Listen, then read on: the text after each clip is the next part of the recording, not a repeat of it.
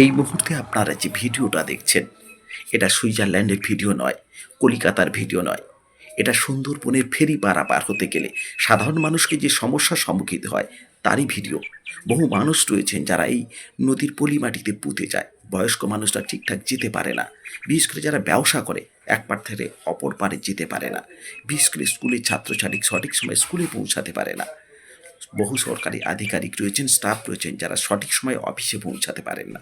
বিশেষ করে গর্ভবতী মা, স্নেক বাইট পিছু পেশেন্ট থাকে, এমার্জেন্সি আরও বহু পেশেন্ট রয়েছে যারা সঠিক সময় কলকাতার মেডিকেল কলেজগুলোতে পৌঁছাতে পারে না।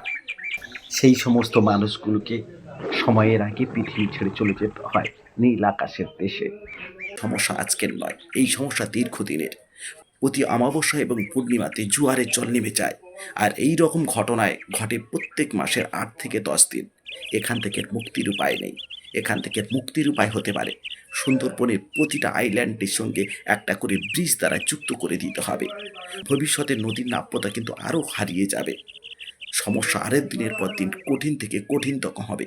তাই সুন্দরবনবাসীর জীবনে নেমে আসবে আরও কষ্ট, আরও দুঃখ। তাই এখান থেকে মুক্তির পথ একমাত্র সুন্দরবনের প্রত্যেকটা আইল্যান্ডে ব্রিজ করে দেওয়া। বহু এমার্জেন্সি রোগী তার প্রাণ ফিরে পাবে, বহু মা তার প্রসব যন্ত্রণা থেকে মুক্তি পাবে, নবজাতক প্রাণ ফিরে পাবে। নেমে যাচ্ছে সেই মুহূর্তে বিশেষ করে বাইক পারাপার করতে ভীষণ অসুবিধা হয়। কিন্তু খেয়ামাঝিরা এক নতুন অভিনব পদ্ধতি আবিষ্কার করেছে, যে পদ্ধতির মাধ্যমে বাইক অনায়াসে ফেরিঘাটের উপরে তুলে দেওয়া যায়, এক পার থেকে অপর পারে যাওয়া যায়।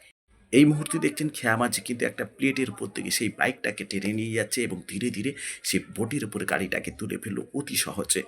এই পদ্ধতি কেমন লাগলো আপনাদের সেটা নিশ্চয়ই জানাবেন।